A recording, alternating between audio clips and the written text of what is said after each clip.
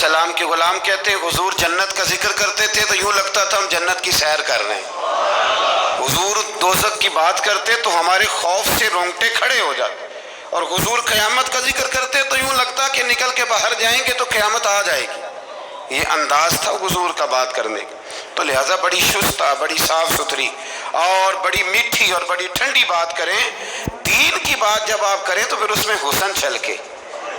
عام آدمی اور دیندار آدمی کے لب و لہجے میں فرق ہونا چاہیے، اسے سمجھنا چاہیے۔ اللہ توفیق عطا فرمایا۔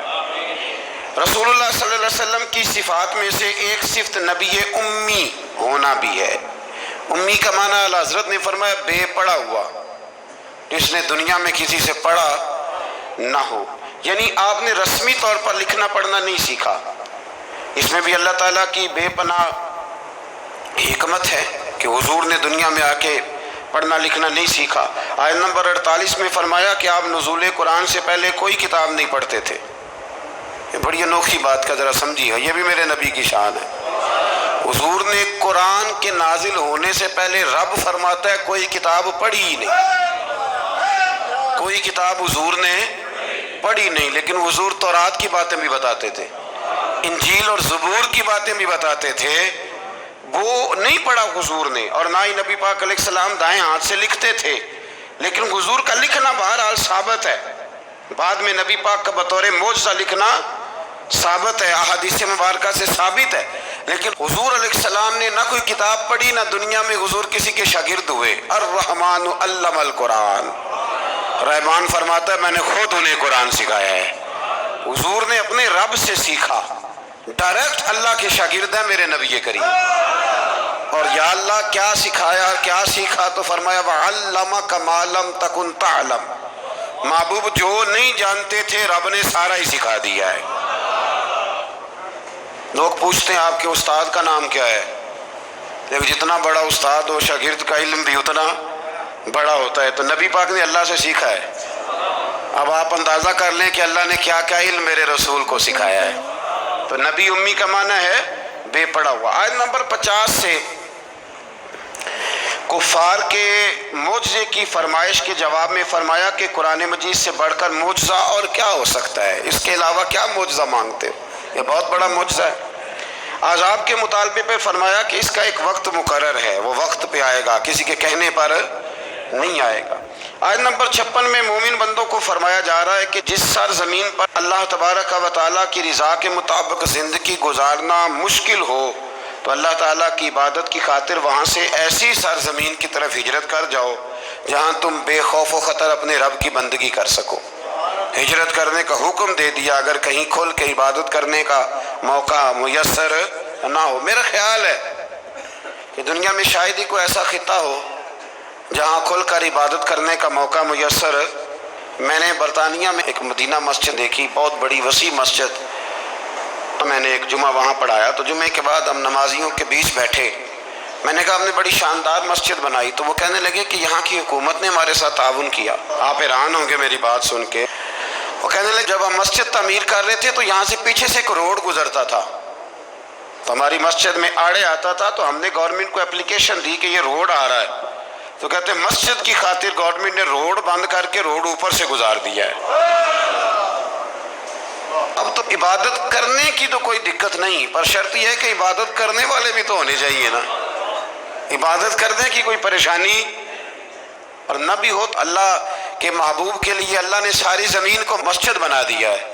حضور فرماتے ہیں میرے قدموں کی برکت سے ساری زمین مسجد بن گئی، جہاں سجدہ کرو گے رب قبول کر لے گا، پر شرط یہ ہے کہ بندہ سجدہ کرے۔ فرمایا اور کتنے ہی جانور ہیں جو اپنا رزق اٹھائے نہیں پھرتے، ان کو اللہ رزق دیتا ہے، اور تم کو بھی، یعنی انسان کتنی ہی منصوبہ بندی کیوں نہ کرے، اسباب کا اختیار کرنا بجا ہے، لیکن رازق حقیقی طور پر صرف اللہ تعالیٰ ہی ہے۔ جانوروں کو کبھی دیکھا آپ نے کہ انہوں نے گٹھڑیاں باندھ کے اپنا رزق باندھا ہو؟ تو اللہ فرماتے ہیں جن کا کوئی سبب نہیں، جب میں انہیں دیتا ہوں تو تمہیں کیوں نہیں دوں گا؟ رزق دینے والا اللہ ہے۔ پھر آگے جا کے آیت نمبر 64 میں فرمایا کہ دنیاوی زندگی کے کھیل اور تماشا ہونے اور اخروی زندگی میں اصل زندگی ہی تمہارے لیے وہ ہے جو آخرت کی زندگی ہے۔ دنیاوی زندگی تو صرف کھیل اور تماشا ہے، کھیل ہے. مطلب جب کوئی دنیا سے چلا جاتا ہے تو پھر لوگ کیا کہتے ہیں؟ کوئی کیا کر سکتا ہے؟ کر سکتا ہے کچھ؟ یہ تو ایک کھیل اور تماشا سا ہے. مطلب میں نے بچے پالے تو پھر بعد میں میرے بچوں نے بچے پالنے شروع کر دیے، پر ان کے بچوں نے بچے، اور بہت بڑا لفظ ہے جناب یہ ہمارے پاس، بچوں کے لیے کر رہا ہوں جی. اور ابا جی کی عمر 85 سال ہو جاتی ہے تو بچے کہتے ہیں ابا ایک دکان ہی دے دے. کہتے تمہیں نہیں دینی، جی تہاڈے لیے کمایا ساری عمر. تو میں کہتا ہوں یہ جو بچوں کا بہانہ ہے نا، یہ بہانہ ہے. بینک بیلنس اپنے نام کا، مکان اپنے نام، گاڑی، اور روز کہتا کیا ہے؟ اور بھائی میں یہ کہہ رہا ہوں کہ یہ بہانہ ہے، بچوں کے لیے ہے، بالکل ٹھیک ہے، لیکن بچوں کے کام تو آئے گا نا ہمارے جانے کے بعد. آج تو مالک اور وارث ہم ہی ہے نا، اس لیے تھوڑا نکلیں اس کھیل تماشے سے، اس آخرت کی بھی فکر کریں. امام زین العابدین گھر میں نماز پڑھ رہے تھے تو آگ لگ گئی. لوگ بجھاتے رہے، امام صاحب نماز پڑھتے رہے. نماز کے بعد لوگوں نے کہا حضور ہم آگ بجھا رہے تھے، آپ نے توجہ ہی نہیں کی. فرمایا تم دنیا کی بجھا رہے تھے، میں قیامت کی بجھا رہا تھا، میں دوزخ کی آگ بجھا رہا تھا. ادھر بھی تھوڑی توجہ کریں، اللہ توفیق عطا فرمائے. آگے پھر سورہ روم شروع ہوتی ہے. سورہ روم کی آیت نمبر 9 سے اللہ تعالیٰ نے بتایا ہے کہ لوگوں کو اپنی مادی قوت اور طاقت پر اترا کر اللہ عز و جل کی غالب قدرت کو بھول نہیں جانا چاہیے. ماضی میں کتنی ہی ایسی قومیں آئیں جو مادی قوت کی حامل تھیں، لیکن آج ان کے کھنڈرات ان کی مادی قوت کی ناپائیداری کا جیتا جاگتا ثبوت. دیکھ لو جا کے، بڑی بڑی تگڑی قومیں آئیں، بڑی بڑی. یہاں قبر ہے نا شدرے میں بادشاہ کی، کتنے کتنے بڑے بادشاہ ہیں جو لیٹے ہوئے ہیں، لیکن کو جاتا ہے پوچھنے؟ بس دور سے کھڑے ہو کے لوگ کہتے ہیں کہ کھنڈر بتا رہے ہیں کہ عمارت حسین تھی. اس سے زیادہ کوئی دلچسپی، اللہ ہمیں سمجھنے کی توفیق دے. پھر اللہ تبارک و تعالیٰ نے آیت نمبر 21 سے بتایا کہ اللہ کی قدرت کی نشانیوں میں سے یہ بھی ہے کہ اس نے انسان کو مٹی سے پیدا فرمایا اور پھر اسی کی جنس سے جوڑے بنائے تاکہ ان سے سکون حاصل کریں، اور زوجین کے درمیان محبت اور ہمدردی کا رشتہ قائم کیا. زوجین سے مراد میاں بیوی. اور پھر ارشاد فرمایا کہ اس کی قدرت کی نشانیوں میں سے زمین و آسمان کی تخلیق اور انسانوں کی بولیوں اور رنگوں کا تنوع ہے، اور نیند کے لیے رات اور تلاش معاش کے لیے دن کا بنانا ہے. اور اسی طرح آگے کی آیات میں اللہ تعالیٰ کی قدرت کی متعدد نشانیوں کا رب کریم نے ذکر فرمایا. آیت نمبر 27 میں حیات بعد الموت کے منکرین سے فرمایا وہی ہے جو تخلیق کی ابتدا کرتا ہے اور دوبارہ وہی زندہ کرے گا، اور یہ اس کے لیے بڑا آسان ہے. دوبارہ زندہ کرنا بڑا، کسی چیز کا پہلی دفعہ بنانا مشکل ہوتا ہے، دوبارہ تو آسان ہو جاتا ہے. فرمایا دوبارہ زندہ کرنا تو اس کے لیے آسان ہے. آیت نمبر 28 میں مشرکین سے فرمایا کیا تمہارے غلام تمہارے مال میں برابر کے حصے دار ہوتے ہیں؟ اگر نہیں تو پھر اللہ تعالیٰ کے ساتھ کیسے بے جان بتوں کو شریک کرتے ہو؟ آگے چل کر امت محمدی صلی اللہ تعالی علیہ وسلم کو تعلیم دینے کی خاطر فرمایا آپ باطل ادیان سے کنارہ کش ہو کر اپنے آپ کو دین فطرت پر قائم رکھیں، وہ اصل دین ہے. آیت نمبر 33 سے انسان کی فطری خود غرضی کو بیان کیا اللہ نے، فطری خود غرضی کو. فرمایا کہ تکلیف کے وقت اللہ کو پکارتے ہیں لیکن راحت کے وقت اسے بھول جاتے ہیں، بلکہ شرک کرنے لگتے ہیں. اور یہ بھی بتایا کہ اللہ کی رحمت سے نا امید بھی ہو جاتے ہیں. اچھا لگتا ہے ہمارے جملوں میں نا یہ فکر اچھا لگتا ہے، بس ٹھیک ہے جی وہ جس حال میں رکھے جی میں بڑا راضی ہوں. بھئی یہ شکر نہیں، شکر یہ ہے کہ الحمدللہ میرے رب نے جیسا سمجھا اس نے اس حال میں مجھے رکھا ہے، جیسا سمجھا اس حال میں اس نے مجھے رکھا ہے. آیت نمبر 38 میں قرابت داروں اور مسکینوں اور مسافروں کو ان کا حق دینے کا حکم دیے. قرابت داروں کا بھی حق ہوتا ہے، مسکینوں کا بھی ہوتا ہے، مسافروں کا بھی ہوتا ہے. ہمارے اوپر تو حق ہی کوئی نہیں کسی کا، یا ہمارا ہے یا ہمارے بچوں کا ہے. اس آیت میں اللہ نے حکم دیا قرابت داروں کا بھی حق ہے، مسکینوں کا بھی حق ہے، مسافروں کا بھی تیرے اوپر حق ہے، تمہیں وہ دینا ہے، وہ تیری ذمہ داری ہے، وہ تیری ذمہ داری ہے. حضرت عمر بن عبدالعزیز فرمایا کرتے تھے ہم بڑے شکر گزار ہیں غریبوں کے. بڑے شکر گزار ہیں غریبوں کے. فرمایا رب کریم ہمیں اپنا نمائندہ بناتا ہے اور ہمیں کہتا ہے لو میں تمہیں دیتا ہوں، تم جا کے میرے بندوں میں بانٹ آؤ. فرمایا ہم تو ان کے شکر گزار ہیں کہ یہ ہم سے قبول کرتے ہیں تو ہمارے کھاتے میں نیکیاں جمع ہو جاتی. یہ تو محسن ہے ہمارے. یہ لوگ غریب لوگ نہ ہوتے تو کہاں ہم صدقات و خیرات کرتے. لیکن جتنی تکلیف غریبوں کو دی جاتی ہے، جس قسم کی اذیت سے گزارا جاتا ہے، اور جو حال ہو رہا ہے بالخصوص رمضان کے دنوں میں، میں نے بہت پہلے کہہ دیا تھا اللہ کے رستے میں دینا، لیکن لوگوں کو رستوں میں کھڑا نہ کرنا. ایک ہی جملہ ہے، اللہ کے رستے میں دینا پر لوگوں کو رستوں میں کھڑا، لائنیں نہ بنوانا، چکروں میں نہ ڈالنا، آزمائش میں مبتلا نہ کرنا. کدھر گئے وہ لوگ جو رات کے اندھیرے میں دینے کی کوشش کرتے تھے؟ کہاں گئے وہ لوگ جو کہتے تھے دینا ہے پر کسی کو خبر نہ ہونا چاہیے؟ اللہ سمجھنے کی توفیق دے. آیت نمبر 41 میں فرمایا کہ بحر و بر میں فساد لوگوں کے اپنے کرتوتوں کے سبب ہے، اور لوگوں کو ایک دوسرے سے بھڑا دینا بھی ایک صورت عذاب ہے. فرمایا جب تم بحر و بر میں فساد کرتے ہو تو پھر تمہارے درمیان اختلافات ہو جاتے ہیں، یہ ایک عذاب ہے. بھائی کی بھائی سے ناراضگی عذاب نہیں؟ بچے اگر کسی جگہ جا کے ماں باپ کی شکایت کریں کہ وہ بڑے بھائی کے بچوں سے زیادہ پیار کرتے ہیں تو یہ عذاب نہیں؟ یعنی بیٹا اگر کسی جگہ بیٹھ کے پنچایت میں اپنے باپ کے خلاف دلائل دے تو یہ عذاب نہیں؟ فرمایا اب تم فساد کرتے ہو پھر اس عذاب سے دوچار ہوتے ہو. اللہ سمجھنے کی توفیق دے. تو میرے عزیز سمجھیے اس بات کو کہ قرآن مجید ہماری کس طرح تربیت کر رہا ہے.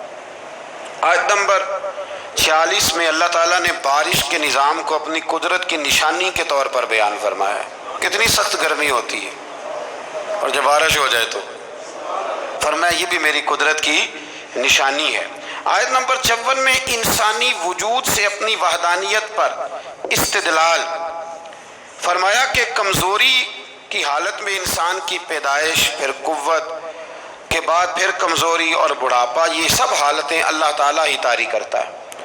آیت نمبر 55 میں مجرموں کو اس بات پر قسمیں اٹھانے کا ذکر ہے کہ وہ دنیا میں صرف پل بھر رہے تو ان سے سخت محاسبہ کیوں کیا جا رہا ہے. اللہ تعالیٰ فرمائے گا جھوٹ بولنا ان کی پرانی عادت ہے. جب قیامت میں اللہ تعالیٰ مجرموں کو حساب لے گا تو کہیں گے یا اللہ ہم تو تھوڑی دیر کے لیے تو گئے تھے، وہ پل بھر کے لیے گئے تھے، جھوٹ بول دیں گے. تو اللہ فرمائے گا یہ تو تمہاری پرانی عادت ہے. یہ پرانی عادت ہے مجرم کی کہ مجرم کیا کرتا ہے؟ جھوٹ بولتا ہے. نماز کیوں نہیں پڑھتے؟ کہتے کپڑے نہیں پاک. آؤ پھر ہوٹل پہ کھانا کھانے چلے تو کہتا میں ذرا بدل کے آیا. یعنی مجرمانہ سوچ ہے نا، غفلت کی سوچ. اور پھر اس پر دلائل دینا. یعنی آپ کسی سے پوچھے نماز پڑھتے ہو، کہتے ہیں حضرت صاحب جھوٹ نہیں بولنا، میں فجر کی پڑھتا ہوں باقی نہیں پڑھتا. میں نے کہا بڑا سچ ہے بھائی تو، یعنی میں جھوٹ نہیں بولتا. خدا کے بندے اتنی ٹھٹائی سے تو بات کر رہا ہے، اتنی ٹھٹائی سے. اور ایک بات آپ کو بڑی ذمہ داری سے عرض کرنے لگا ہوں، ذرا میری بات کو سمجھنا. اگر آپ 4 دن مسلسل گھر نہ جائیں تو آپ کی بیوی شور کرتی ہے کہ نہیں کرتی؟ یہ ویسے بھی غیر اخلاقی بات ہے، آپ کی ذمہ داری نہیں ہے آپ کا گھر. تو 4 دن مسلسل آپ باہر رہیں بغیر کسی وجہ کے تو شور اٹھتا ہے کہ نہیں؟ اگر ابا جی آپ کے رہتے ہیں نا سعودی عرب میں تو وہاں بھی فون چلا جائے گا. ان کو سمجھائیں 4 دن سے گھر نہیں ہے. تو 4 دن گھر نہ جائے تو شور ہوتا ہے، اور تو مہینہ مسجد ہی نہیں جاتا. اور پھر تیرے اندر پھر مد و جزر نہ ہو، پھر جوار پھاٹا نہ ہو، پھر ساری نعمتیں موجود ہونے کے بعد تیرا کلیجہ منہ کو نہ آئے، پھر تیرا جگر نہ پھٹے، پھر رات کو تجھے نیند کیسے آئے؟ اس لیے کہ تو نے وہ اپنے اندر کے ساتھ دھوکہ شروع کر دیا. تو وہاں گیا ہی نہیں جہاں سے تجھے 5 وقت آواز آتی ہے، پھر توجہ ہی نہیں کی. اس لیے سمجھ لے کہ جو اندر بے چینی ہے اس کا کوئی نہ کوئی سبب ہے. کہیں نہ کہیں تو ہم نے غلطی کی ہے، کسی نہ کسی جگہ تو کوئی معاملہ ایسا ہے. امام مالک رحمۃ اللہ علیہ کے پاس ایک شخص آیا تو ناجائز پیسے کمایا کرتا تھا. کہنے لگا حضور سکون کوئی نہیں. تو امام صاحب نے ایک کی جملہ کہا، فرمانے لگے امانتیں امانت داروں کے حوالے کر دے، رب تجھے سکون عطا کر دے گا. وہ بندہ کہنے لگا یہ کیا؟ فرمانے لگے میرے پاس کسی کی امانت ہو تو مجھے نیند کوئی نہیں آتی، تو نے تو یتیموں مسکینوں کی رکھی ہوئی ہے، تجھے کیسے آئے گی؟ جیتے جاگتے آدمی کی امانت میرے پاس ہو تو میں کہتا ہوں یہ چھین نہ جائے، تو نے تو لوٹ مار کی رکھی ہے. اللہ ہمیں سمجھنے کی توفیق عطا فرمائے۔ آگے سورہ لقمان شروع ہوتی ہے۔ حضرت لقمان کے بارے میں بھی لوگوں کا بعض کا قول یہ ہے کہ حضرت لقمان نبی تھے، لیکن صحیح قول مفسرین نے یہی لکھا ہے کہ وہ نبی نہیں تھے، وہ اللہ کے ایک نیک بندے تھے، اللہ کے ولی تھے، ایک بڑے دانا آدمی تھے، بڑے عقل مند آدمی تھے۔ اللہ تبارک و تعالیٰ نے انہیں بڑا نوازا تھا، بڑی حکمت والے تھے، بڑے سمجھدار تھے۔ آپ اندازہ کریں کہ اللہ نے ولیوں کا کتنا ذکر فرمایا قرآن مجید کے اندر۔ سورہ لقمان ایک ولی کے نام پہ، حضرت سکندر ذوالقرنین اللہ کے مولا علی کا قول میں نے عرض کیا تھا کہ وہ بھی اللہ کے ولی ہیں، جناب مریم بھی اللہ کی ولیہ ہیں۔ تو ان سب لوگوں کے ناموں پر اللہ تبارک و تعالیٰ نے قرآن مجید کی آیات کو رکھا ہے۔ تو سورہ لقمان ہے، اس میں حضرت لقمان نے جو اپنے بیٹے کو نصیحتیں کی ان کا بھی ذکر ہے، اور بھی کئی چیزوں کا ذکر ہے، لیکن اس کا جو اہم مضمون ہے وہ یہی ہے کہ حضرت لقمان نے اپنے بیٹے کو نصیحت کی۔ ایک بات سمجھ لینا، بڑی دنیا نصیحت کرتی ہے، لیکن جو باپ شفقت کے ساتھ گود میں بٹھا کے نصیحت کرتا ہے اس کا بڑا ہی مزہ آتا ہے۔ ہم بھی نصیحتیں کرتے ہیں گھر میں، پر کسی سے جھگڑا ہو جائے نا باہر، یا دیہڑی صحیح نہ لگے، یا کاروبار پہ چھٹی ہو جائے، تو پھر ہمیں لیکچر یاد آتا ہے، وہ پھر گھر آ کے بڑے بوڑھے وہ سارا لیکچر گھر میں دیتے ہیں، اللہ ماشاء اللہ وہ میری طرح کسی اور کے ستائے ہوئے، جانے کس عمر میں جائے گی یہ عادت میری، روٹنا اس سے تو اوروں سے الجھتے پھرنا۔ یعنی بات کوئی اور ہے، اور گھر آ کے تم نماز نہیں پڑھتے بچے میرے، اس لیے ساری بے برکتی ہے۔ باپ بیگم صاحبہ آپ چونکہ نماز نہیں پڑھتی، ساری تباہی سی ہوتی ہے، تباہی بچے نماز نہ پڑھیں تو، گھر والی نماز نہ پڑھے تو بے برکتی ہوتی ہے۔ پر اب آپ کا موڈ بن گیا تھا تو آپ نے لیکچر دیا، تو اس طرح تھوڑی بچے نماز پڑھیں گے۔ بچے تو اس طرح نماز پڑھتے ہیں کہ آپ شفقت کی گود میں انہیں بٹھا لیں، پھر ان کا ماتھا چومیں اور کہ پتر تو ایک رکعت پڑھے گا نا تو تیرے باپ کا قد اللہ 1 فٹ بلند کرے گا قیامت میں، عزت کا قد اونچا ہوگا، عزت کا۔ اس طرح جب کوئی نصیحت کرتا ہے نا اپنے بچے کو، اس طرح جب کوئی نصیحت کرتا ہے تو باتیں رہ جاتی ہیں طبیعت میں، رہ جاتی ہیں مزاج میں۔ تو یاد رکھیں کہ ماں باپ نصیحت کریں، ضرور کریں، جتنی ماں باپ کی نصیحت اثر کرتی ہے باہر والوں کی نہیں کرتی۔ اور بچوں سے میری گزارش ہے کہ ماں باپ کی نصیحت سنیں۔ باہر والے تو آپ کو نصیحت کریں گے، کہہ کے گزر جائیں گے، باپ نصیحت نہیں کرتا، باپ تو آپ سے اپنا درد دل بیان کرتا ہے، اور اتنی تڑپ کسی میں نہیں ہوتی کہ آپ بچ جائیں جتنی آپ کے ماں باپ میں ہوتی۔ ان کی دھیان لگا کے بات سنیں، ان کی طرف توجہ کریں۔ کسی نے بادشاہ سے کہا تھا کہ مزہ کب آیا تمہیں، تم بڑے بادشاہ رہے، بڑے خزانوں کے، مزہ کب آیا؟ کہنے لگا مزہ تب آیا کہ جب میں پہلے کسی زمانے میں، بعد میں وزیر اعظم بنا، جب میں نوکری کرتا تھا تو میں پیسے لا کے اپنی اماں کو دیتا تھا، تو پھر میں سویرے جب اماں سے کہتا تھا نا مذرا کرایہ دینا، تو کہتے تھے کہ وہ خزانے کا مالک ہونے کا اتنا مزہ نہیں آیا جتنا اماں وہ اپنی گتھلی سے پیسے نکالتی تھی اور پھر 2-3 دفعہ چیک کرتی تھی کہ نوٹ ساتھ جڑا ہوا تو نہیں، اگر وہ دیتی تھی تو کہتے ہیں کہ میرے ابا جی پاس کھڑے ہوتے تھے تو وہ کہتے تھے نہ ایڈا دھیان کر دے، منڈے نو دیر پہ ہی ہوندی ہے۔ تو اماں کہتی تھی نہیں، میرے پتر دی محنت دی کمائی ہے، اس کی مشقت کی کمائی ہے۔ میں تو یہ بادشاہی ہے اگر آپ کے پاس ماں باپ ہے، یہ آپ کے پاس حسن ہے، یہ وقار ہے۔ ان کے پاس بیٹھیں، ابا ان پڑھ بھی ہو نا، باپ ان پڑھ بھی ہو تو یونیورسٹی کا درجہ رکھتا ہے۔ آج تک کسی کائنات میں نہ آکسفورڈ نے ایسا کوئی نصاب بنایا ہے، نہ پنجاب یونیورسٹی نے، نہ کراچی یونیورسٹی نے، جو نصاب اللہ ماں کی ممتا کو دے کے دنیا میں بھیجتا ہے۔ وہ بنا ہی نہیں نصاب کہیں۔ کان لگا کے نصیحت سنو ماں باپ کی، وہ کیا کہتے ہیں۔ تو حضرت لقمان اپنے بیٹے کو نصیحت کرتے ہیں۔ پہلی بات انہوں نے یہ کی کہ بیٹا کبھی شرک نہ کرنا، اور دوسری بات یہ کی اپنے بیٹے کو کہ اللہ اور ماں باپ کا شکر گزار ہونا۔ پھر فرمایا والدین کے ساتھ نیکی کا برتاؤ کرنا۔ اس مقام پر پھر قرآن نے اولاد کے لیے ماں باپ کی مشقتوں کا ذکر بھی فرمایا، اور یہ بھی فرمایا کہ اگر خدا نخواستہ کسی کے ماں باپ مشرک ہوں تو ان کے دباؤ میں شرک میں مبتلا نہ ہو، لیکن اس کے باوجود دنیاوی امور میں ماں باپ کے ساتھ بدستور نیکی کا برتاؤ کرے۔ اور پھر فرمایا پابندی سے نماز قائم کرنا۔ پھر فرمایا نیکی کا حکم دینا اور برائی سے، بیٹا نیکی کا صحیح بات کریں اپنے دل سے۔ کبھی ہم نے بچوں کو کہا ہے کہ نیکی کا حکم دینا؟ بیٹے اچھا سا کاروبار کر، کوئی تگڑے سے پیسے کم، نیکی کا حکم دینا اور برائی سے، یہ باپ کہہ رہا ہے اپنے بیٹے کو، بیٹا یہ تو نے ڈیوٹی کرنی ہے۔ اور پھر ارشاد فرمایا کہ پابندی سے نماز قائم کرنا، نیکی کا حکم دینا، برائی سے منع کرنا، لوگوں کے ساتھ تکبر سے پیش نہ آنا، زمین پہ اکڑ کے نہیں بلکہ عاجزی کے ساتھ چلنا۔ لیکن اگر ابا جی اپنے بچے کو بتائیں او تو انہوں نے بال نہ کھیڑتا تھا پیالہ تو جٹا نہ منڈا ہے، اللہ ماشاء اللہ، اگر ابا جی یہ سبق پڑھائیں تو تکبر کا درس آیا کہ یہاں عاجزی کا درس آیا؟ اس کو کہنا چاہیے تھا بیٹا یہ تو اللہ کی تقسیم ہے، پر مخلوق ساری رب کی ہے۔ کہا بیٹے کبھی تکبر نہ کرنا، چال اور گفتار میں تواضع اختیار کرنا۔ یہ حضرت لقمان نے اپنے بیٹے کو نصیحت اس میں کہیں فرمایا کہ ذرا دھیان سے رزق کمانا، کہا کہیں توجہ سے افسر بن جانا، یہ کہا ہے بچہ انسان بن جائے نا تو ساری افسریاں اس کے قدموں میں آ جاتی، اور اگر وہ انسان نہ بنے تو پھر وہ افسر بھی بن جائے تو لوگ تکلیف میں ہوتے ہیں، مزدور بھی ہو تو لوگ تکلیف میں ہوتے ہیں، اس کے بیوی بچے بھی۔ اللہ کرے کہ ہم انہیں انسان بنانے میں کامیاب ہو جائیں۔ تھوڑا اور مختصر کرتا ہوں، آگے سورہ سجدہ شروع ہو جاتی ہے، اس کی آیت نمبر 7 سے انسان کے مٹی سے پیدائش اور نسل انسانی کے لیے جوہر حیات، نفع، روح، کان، آنکھ اور دل جیسی نعمتوں کا اللہ نے ذکر فرمایا۔ پھر آیت نمبر 15 میں فرمایا کہ ہماری آیات پر ایمان وہ لوگ لاتے ہیں جب ان آیات کے ذریعے انہیں نصیحت کی جاتی ہے تو اپنے رب کی تسبیح اور حمد کرتے ہیں، سجدے میں گر جاتے، تکبر نہیں کرتے۔ ان کے پہلو عبادت الہی میں مشغولیت کی وجہ سے بستروں سے دور رہتے، وہ اللہ کے عذاب سے ڈرتے ہیں اور اس کی رحمت کا یقین رکھتے ہوئے اسے پکارتے۔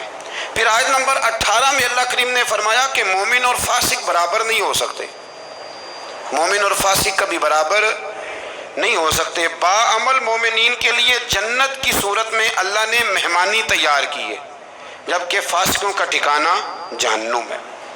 پھر آگے سورہ احزاب شروع ہوتی ہے۔ سورہ احزاب، اس سورہ مبارکہ کی آیت نمبر 4 میں اللہ تعالیٰ نے فرمایا کہ میں نے کسی انسان کے پہلو میں 2 دل نہیں بنائے، دل ایک ہے، آنکھیں کتنی ہیں، کان کتنے، پیر کتنے، 2، ہونٹ کتنے، لیکن اللہ فرماتے ہیں دل میں نے، یہ نہیں ہو سکتا کہ ایک دل میں تم مجھے رکھ لو، ایک میں میرے دشمن کو رکھ لو، یہ نہیں ہو سکتا کہ ایک دل میں اسلام ہو دوسرے میں کفر ہو، یہ نہیں ہو سکتا کہ ایک دل میں میرا محبوب ہو اور دوسرے میں تم نے کسی دنیا دار کو بٹھایا ہو۔ دل ایک ہے تو محبوب بھی ایک ہی ہونا چاہیے۔ وہ الگ بات ہے کہ کبھی کبھی کسی شاعر نے جو شکوہ کیا ہے وہ بھی شکوہ نہیں، اس نے اپنی بات کی، ہم اپنے لفظوں میں لیتے ہیں نا۔ یوں سمجھ لیں کہ کسی نے کہا کہ میں حضور سے محبت کرتا تھا تو مجھے تڑپ لگ گئی تو تڑپ کا مزہ بڑا آیا۔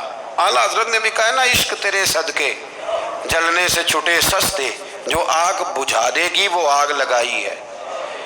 تو وہ شاعر کہتا ہے کہ اتنا میں تڑپا ہوں اپنے محبوب کے لیے تو تڑپ کا بھی ایک مزہ ہے، تو کہتا ہے وہ مزہ دیا ہے تڑپ نے کہ میری آرزو ہے یا رب میرے دونوں پہلوؤں میں دل بے قرار ہوتا، میرے دونوں پہلوؤں میں دل بے قرار ہوتا۔ اللہ کریم ہمیں سمجھنے کی توفیق عطا فرمائے۔ تو دل ایک ہے تو محبت بھی ایک ہی ہونی چاہیے۔ اسی آیت میں فرمایا کہ منہ بولے بیٹے وہ حقیقی بیٹے کے حکم میں نہیں ہوتے۔ نبی کریم علیہ السلام نے حضرت زید بن حارثہ کی پرورش کی تھی تو کچھ لوگوں نے زید بن محمد کہنا شروع کر دیا، فرمایا نام بھائی زید بن حارثہ ہی کہو، زید بن محمد نہیں کہہ سکتے۔ تو منہ بولا بیٹا حقیقی وارث نہیں ہوتا، یہ اللہ نے قانون بنا دیا ہے۔ تو اس لیے یہ جو بچہ آپ اڈاپٹ کرتے ہیں لیتے ہیں تو اس کی ولدیت اصل لکھوایا کریں، اپنی نہ لکھوایا کریں۔ ہاں اگر آپ نے جائیداد میں سے اپنی مرضی سے کچھ ہے دینی ہے تو زندگی میں دے دیں، لیکن شریعت کہتی ہے کہ اس کے نام کے ساتھ اس کے اصل باپ کا ہی نام آئے۔ پھر آیت نمبر 6 میں فرمایا نبی اولا بالمؤمنین من انفسہم، فرمایا یہ نبی مومنوں کے ان کی جانوں سے بھی زیادہ مالک ہے۔ اور ایک اولا کا معنی اقرب کیا گیا کہ نبی پاک مومنوں سے ان کی جانوں سے بھی زیادہ قریب ہے۔ جان کتنی قریب ہوتی ہے کسی کو پتہ ہے؟ کسی سائنسدان کا قول، کسی ڈاکٹر کا، تو جو سائنس آج تک یہ نہیں بتا سکی کہ جان کتنی قریب ہے، وہ اس کا پتہ کیسے بتائے کہ جو جان سے بھی زیادہ قریب ہے؟ فرمایا محبوب جانوں سے بھی تمہارے زیادہ قریب ہے۔ اور اس کے ساتھ ہی فرمایا کہ جو نبی پاک علیہ الصلوۃ والسلام کی ازواج ہیں وہ مومنوں کی مائیں ہیں۔ آیت نمبر 7 میں انبیاء کرام کے فرائض رسالت کے متعلق لیے گئے وعدے کا ذکر ہے۔ پھر آیت نمبر 8 سے غزوہ